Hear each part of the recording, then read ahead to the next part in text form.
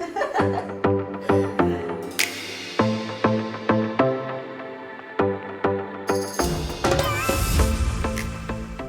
guys, welcome back to the Oversharing Mum.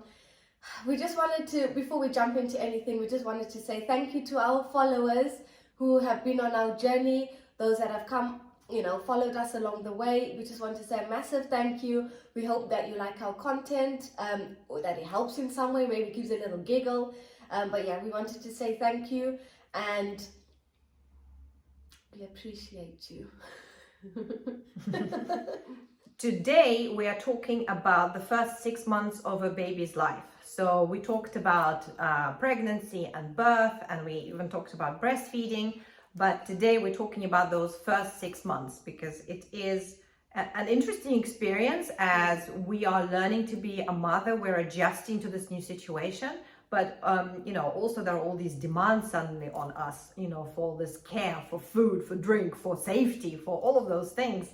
And it's overwhelming for the mother, but it's also hard for the child because the child was so happy in your belly. This is like an amazing, comfortable. Yeah. You get all the food. You don't need to breathe. You don't need to make any effort. Everything's wonderful. And then suddenly you're in this world and you have to breathe. And if you're like anything like my kids, you had cheeseburgers on demand, and you come out and it's like, milk? Where's the cheeseburgers? So, maybe do you want to start us off? Because you've got 2 kids, two lots of stories. I only have one lot of story. Yes, so, first 6 months. Oh, well, with Zara, as I mentioned, the first week was an absolute nightmare because that's when I was bedridden and I had that epidural leak. So I had that pressure headache. That was horrid. That was like a horrendous experience. So we'll skip past that because we've covered it. Yeah, we're done. Like, we moved past it. So that was the first week. After that, so 2+ weeks, it was nice. It was bliss. I think with Zara, because she was the first and we tried so hard, I was very protective. I was very now people say with Zach, I'm so relaxed. You get to the second one and you're like, bang your head. I told you once, you do it, that's it. So with Zara, it was a bit different. Plus she's a girl, maybe that played a role. Yeah, it shouldn't, because I try and, be against stereotypical kind of things. Yeah, but she's even physically, she's smaller, so I can understand. Not just stereotypical, I think, if a child is small, you naturally want to. That's true.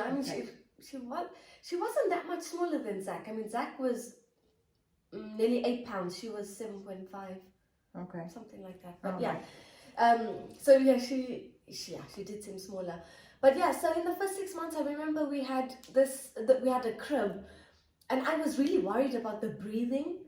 So. Oh, you have a horror story, don't you? Actually. I do. Yes, not you personally, but something happened to a colleague of yours, and that really, yeah. Ah, yes. So you see, we don't practice for this. It just comes. We have so much to tell you. I do. Really? Yeah. No, seriously. So, just when Zara was little, Dean was at work, and he's like, "Oh, baby, so and so at work didn't come in." It's like, what's okay? The child died of cot death. Now, can you imagine? I was already worried. How old was Zara at this point? Because she was still in a cot, so she was also at that stage. At this stage, I think she was between 6 and 9 months. Ah, okay. So she was already. So she was a little bit bigger, but I was still worried of her planting her face in and not turning as good. Yeah, that was yours, but actually I think I've read somewhere that from 6 months they're very capable of, they understand that if they can't breathe and they can actually turn. That's why up until they're 6 months old, they need to be next to you, so you can resolve any issues. But after that, they really do know they can move, they can, free themselves, etc. But that baby was really young. Yeah, the first week. I think it was 3. I think it was in the first month. Oh, yeah. That is just. And I remember I told Sasha, you were mortified. I remember you were like, oh no, that's horrible. Even now I struggle to fully comprehend it. Yeah, I automatically I went into worry mode and like making sure Yeah. there wasn't anything in the cot. And I think at this point I used to put blankets on her. Yeah. And I remember you kept saying about sleeping bags. I stopped with that. Like I just went into like over the top mum. But yeah, that was, so, you know, back to sort of the first few months, I was worried of her, you know, in the cot rolling over. So I had this like teddy bear play mat that I would put on the bed. Because at this point she wasn't moving around, so I put that on the bed and I would sleep. So she'd be on the top half of the bed and I would sleep around it towards the bottom half of the bed. Is that at night or like for? Yeah, at night. So she didn't have her cot next to you. She had it, but it was like a little rocking cot, and I don't know what the issue was with that. I wasn't so comfortable with that. Oh, and I think also because of the pain, it was harder getting off the bed, bringing her onto the bed. Okay. So it was easier just having her on the bed, but then it was like padded round, so I just used to put her on there, and she was like kind of propped in. She just used to fit so snug in there. And my husband was on the side. I mean, not the best arrangement, but I guess it no. kind of worked at the time, I guess. Yeah, it worked for me. I mean, Dean wasn't happy about it, but at this point it was still kind of new, so he was just like, whatever, you know. That's an interesting thing to remember. Dean wasn't happy because we need to talk about husbands at some point as well. So that's something to discuss. Because at this point we don't really think about them, do we? Like for you, it was you were in pain. You wanted to protect your child. You just heard this horrible story. It makes you even more obsessive and overprotective over the baby. Yeah. And so, what husband? I mean, who is he? How did this baby come? Who was it? Virgin mother. What? Mary? Virgin Mary? Did without a man. But yeah, no. So, how long did that last? And then when did you organize a bed for her? So the cot was there anyway, and at this point we were staying at my mother-in-law's house, so we didn't really have a full cot done because of like space, and I didn't want to put the cot up to then move it when we moved because we were like in the process of moving and getting all the house stuff sorted. So she had like a little rocking Moses basket. That's what it was. Yeah. So that lasted about a month. Yeah, she was in the bed. Wow. Yeah. In the day, there would be times when she would be in the cot, but I think it was like when she woke up, instead of putting her back in there, I would put her in that little teddy bear. So it was between the two, but it was mainly on the teddy bear. When I felt a bit more confident and comfortable, then she'd go in the cot. But for the first month, she was mainly on our bed in the teddy bear, and I would kind of sleep around it. I was determined not to do that. Like I've already spoken to other moms and just been reading, and I was like, no, bed is for us as a husband and wife and child. Yes, next to me, of course, for the first 6 months. In fact, it's 7 months he stayed next to me.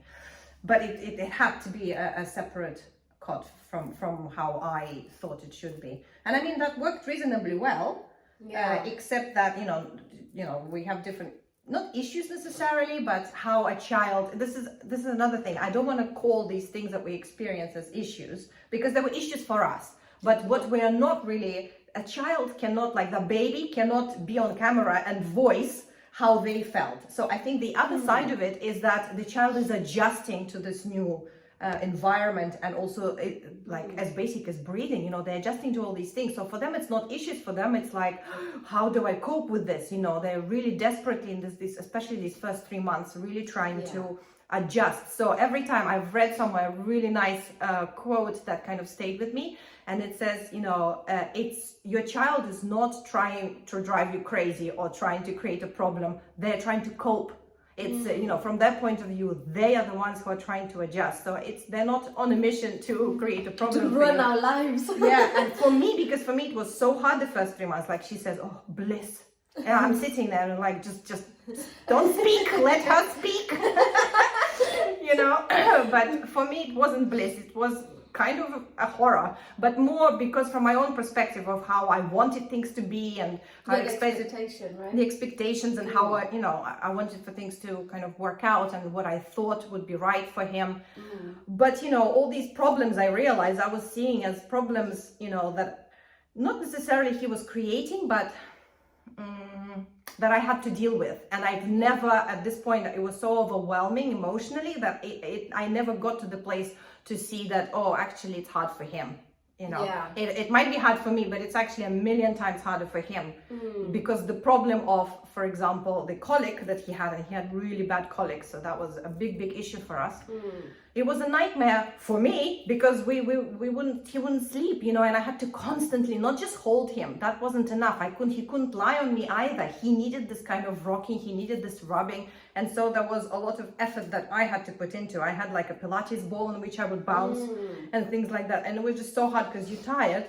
Yeah. And it's like, you know, it felt really overwhelming and difficult and challenging in that sense. But yeah, the main idea, sorry, I'm talking too much now, is the fact that, you know, it's nice if we consider that it's hard for the baby, you know, because it's so easy to just be drowning in our own problems and our own self-pity and all that stuff. Yeah, that's true. Yeah, I never really thought about that from their point of view until later on.